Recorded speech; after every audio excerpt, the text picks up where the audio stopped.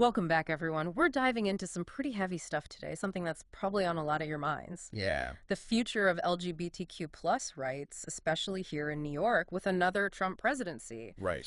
It's definitely a lot to process. We're going to be looking at this Gay City News article. It's about a town hall Uh-huh. held at the LGBT Community Center in Manhattan. Okay.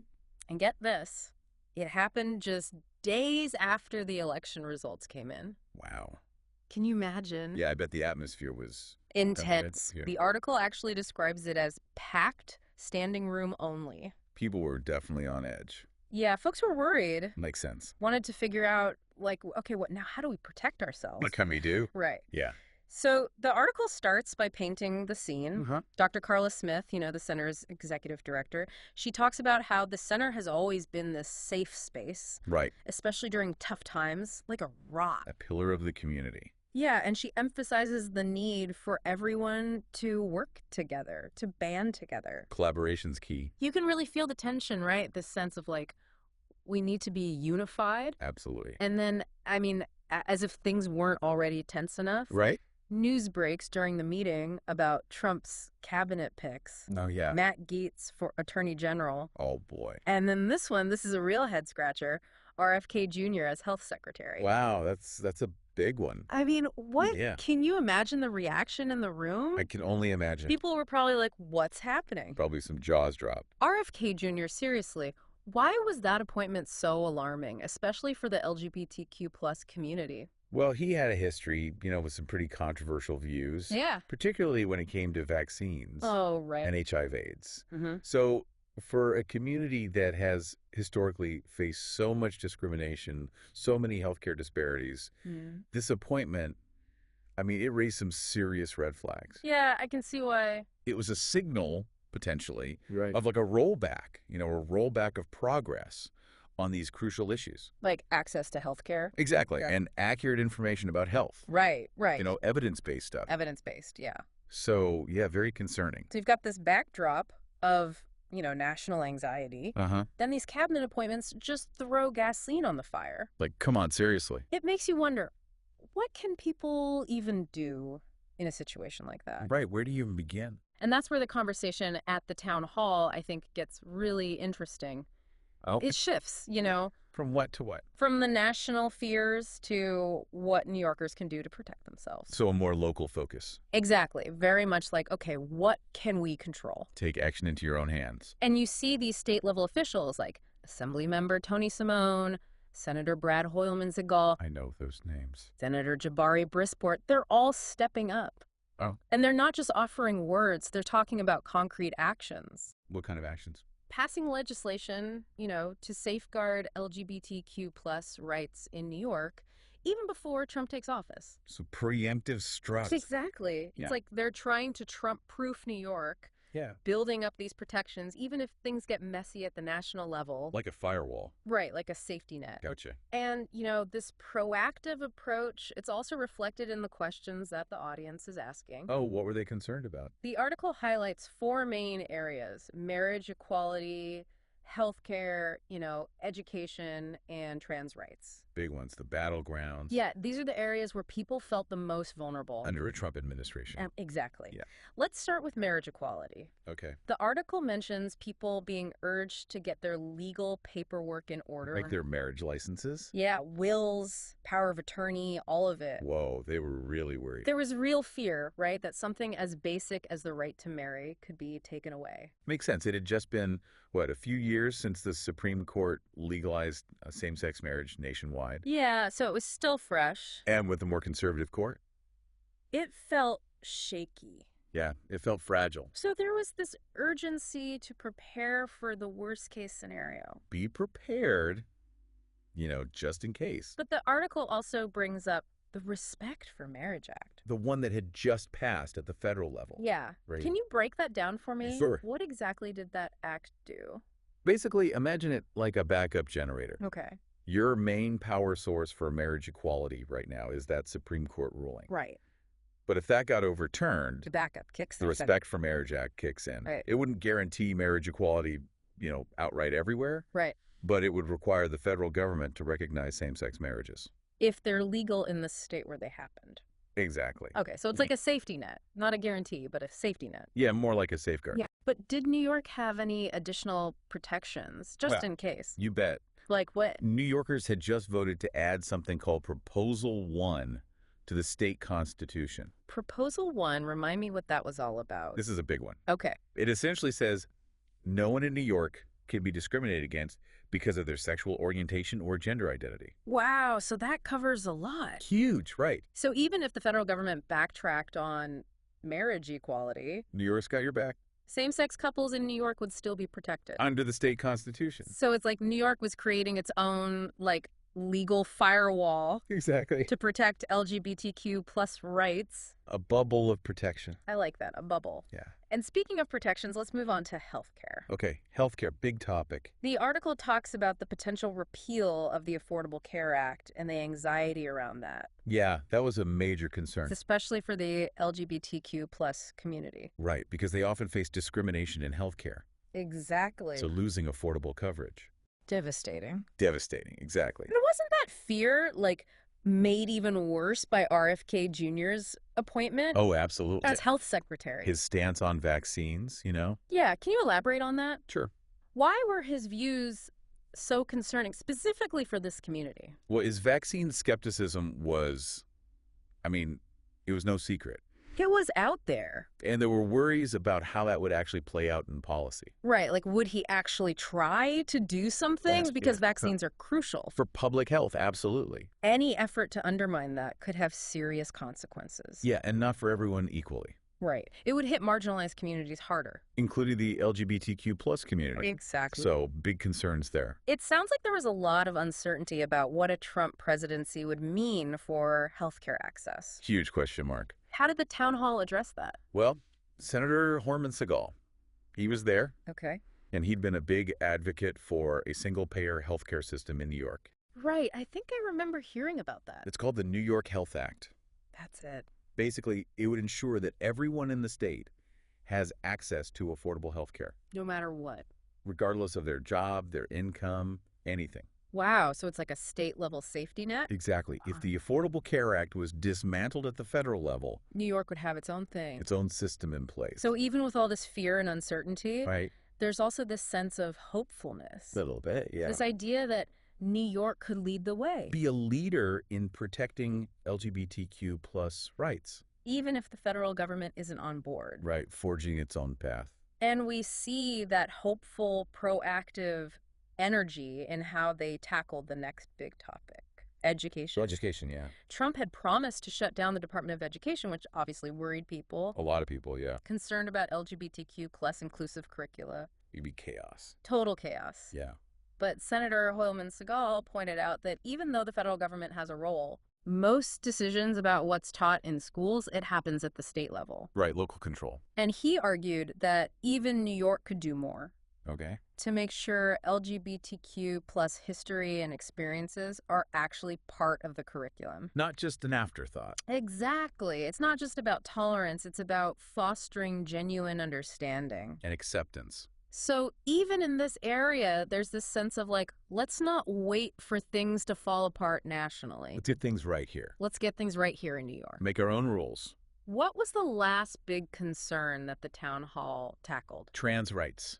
Ah, that's a big one. Still is. Still is, Yeah, yeah. a major battleground. And the discussion at the town hall gets pretty heated. Oh, really? What happened? Assembly member Simone, he basically calls out some Democrats For what? for using trans rights as a scapegoat for their election loss. Blaming trans people. He specifically mentions Democrats like Tom Suozzi and Seth Moulton, I remember those names. who oppose trans inclusion in sports. Right, some infighting there.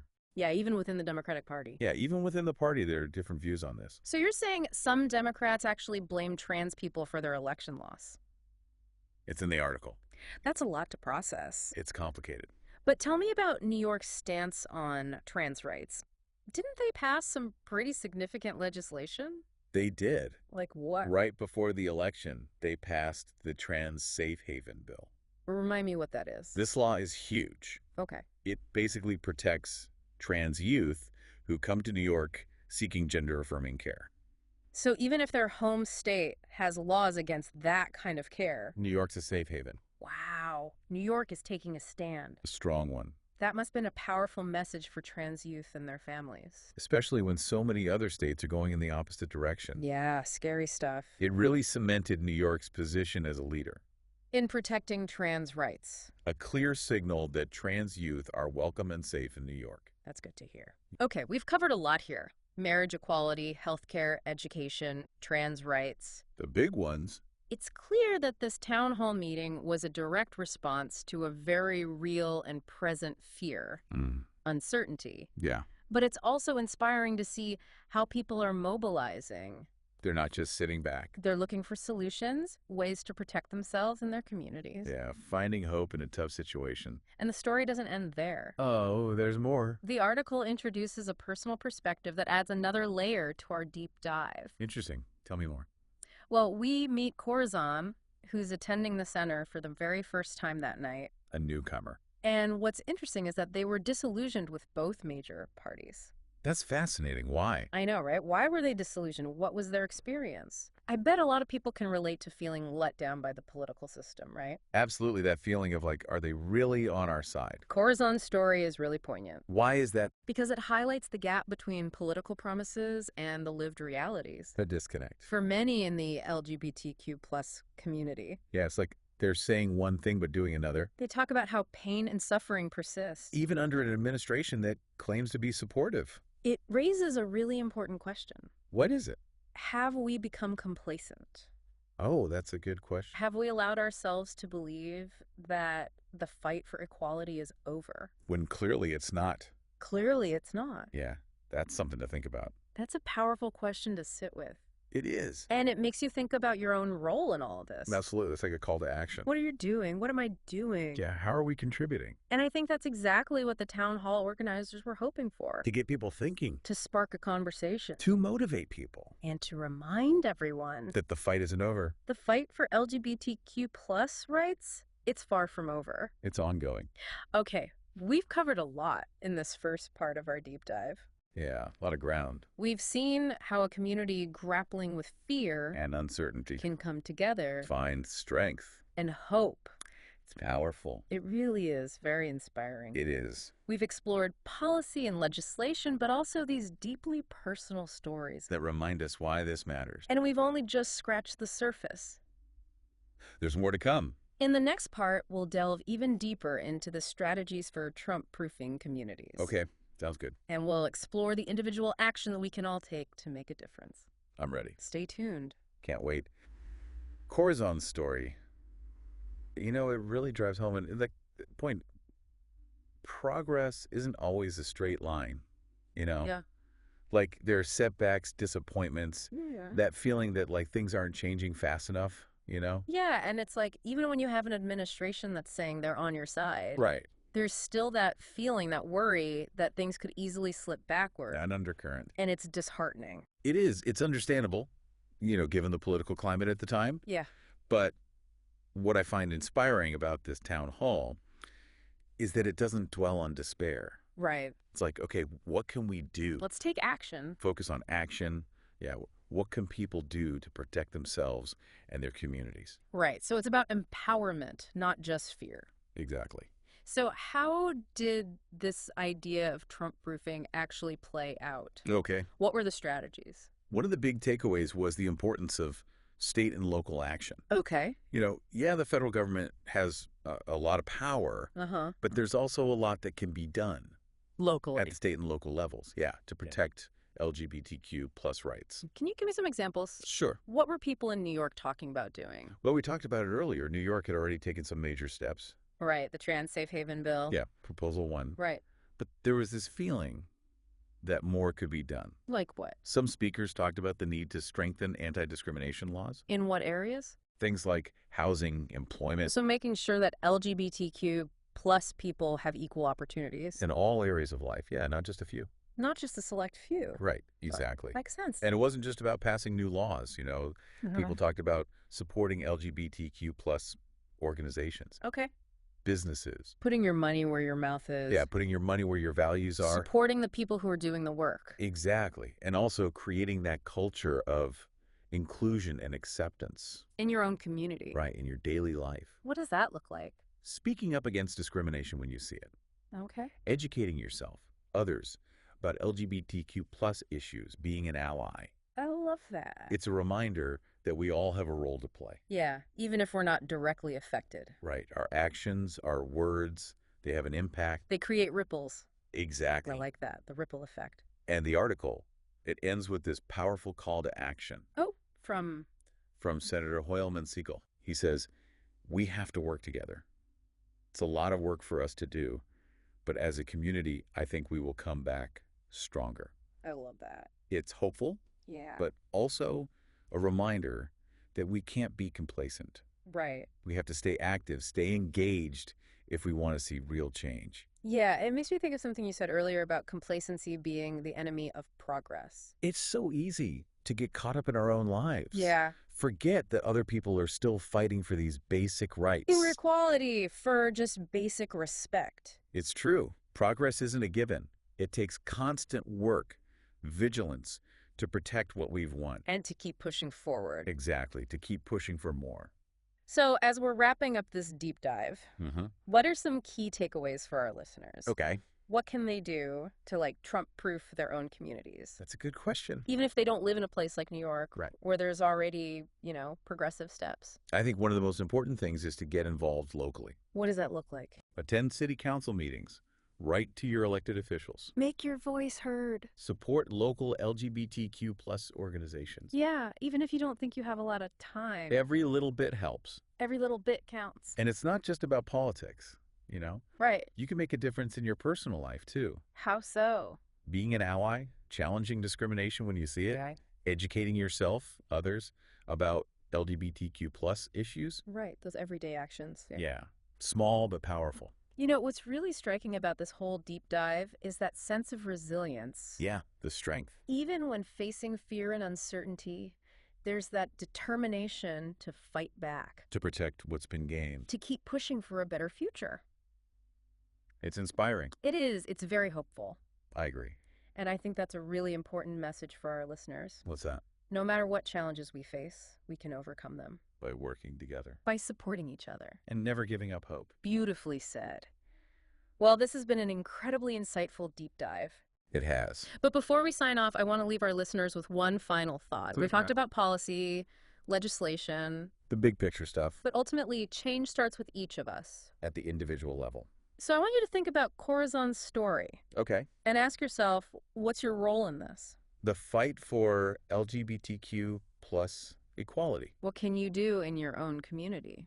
To create a more just and inclusive world. A world for everyone. That's a question we should all be asking. I agree. Because, as we've seen, even small actions can make a difference. They really can. They do. Thanks for joining us on this journey of discovery. We'll see you next time on the deep dive. As we wrap up this deep dive, into the post-election landscape for LGBTQ plus rights. Yeah. I keep coming back to Corazon's story. Yeah. It's easy to get lost in the headlines, in the policy debates. The big picture stuff. But hearing their perspective, right, their disillusionment with both parties, it really brings it home, makes it personal. What's so powerful about Corazon's experience is that it highlights this feeling. It's like underlying feeling. Yeah, that a lot of people share. Regardless of their political affiliation. Yeah, it's that feeling of being let down by this system. Like, is anything really changing? Yeah, like seeing progress stall. Wondering if those in power really get it. Yeah, if they really understand the challenges. The everyday struggles. Exactly. And for the LGBTQ plus community, I mean, those challenges are often compounded by, discrimination. Yes. This sense of being invisible, misunderstood. Yeah, like your voice doesn't matter. It makes you wonder, what does real progress even look like? That's the question, isn't it? Is it just about laws? Or is it about something deeper? Right, like a shift in attitudes. And that's a question worth, thinking about. Definitely. Because while legal protections are crucial, essential, true equality, it goes beyond that. It's about more than just the laws. Yeah, it's about creating a society where everyone feels safe, respected, valued for who they are. Yeah, like you can truly be yourself. So it's not just about Trump-proofing communities in a legal sense, but also in a cultural sense. It's like building resilience from the ground up fostering this sense of belonging and acceptance. that can withstand the political winds. And that's where the power of individual action comes in. What can we do? Each of us can contribute to creating that kind of culture. Give me some examples. Challenging prejudice when you see it. Calling it out. Supporting LGBTQ plus businesses. And organizations. Having open and honest conversations. With your friends, family. With the people around you. Yeah, making it a normal topic. You know, it's easy to feel overwhelmed when there's so much uncertainty. Division. But hearing about that energy at that town hall. Right. That determination. It's people coming together. It's a reminder that even small acts of courage, compassion, they can make a difference. They really can, yeah. Think about New York passing that trans safe haven bill. Yeah, that was huge. That one piece of legislation, it sent this powerful message of support to trans youth. Across the country. Even in states where their rights are under attack. It's like a beacon of hope, you know. It shows what's possible when people come together. And fight for what's right. And we don't have to wait for someone else to take the lead. We can all be part of this. We can all create a more just and equitable world. That's the beauty of it, grassroots activism. Yeah. It starts with the individuals. Taking action. Having conversations. Demanding change. And those voices, they grow louder. They can create a wave of momentum that can sweep away those obstacles. Even the most entrenched ones. So I want to leave our listeners with this. What's that? It's Senator Hoylman-Sigal's call to action. I remember that. We have to work together. Powerful words. We're not alone in this fight. There's strength in numbers. And together, we can build a better future. A future where everyone can thrive. That's the goal. And remember, even in the darkest of times, hope is a powerful force. It is. Don't let it go out. Let's hold on to that hope. Let's fuel it with action. Make it happen. And let's create a world where LGBTQ plus rights are not just protected, but celebrated. That's a world I want to live in. Thanks for joining us on this deep dive. It's been a journey. We'll see you next time, ready to explore another fascinating corner of the world.